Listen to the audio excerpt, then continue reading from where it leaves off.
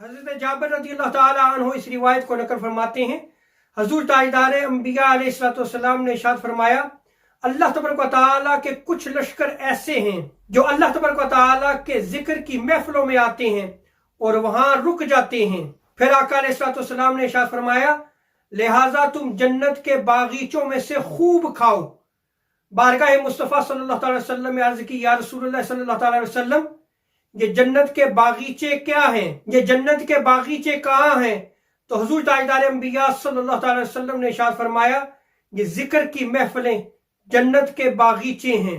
लिहाजा तुम सुबह और शाम अल्लाह तबारक व तआला का जिक्र किया करो और अपने दिल में भी अल्लाह तबारक व तआला का जिक्र किया करो।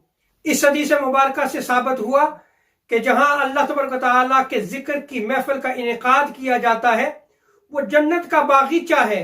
और आका अलैहिस्सलाम ने इरशाद फरमाया कि वहां से खूब खाया करो, यानी खूब जिक्र किया करो। अल्लाह तबारक व तआला हमें इन महाफिल में शिरकत की तौफीक अता फरमाए।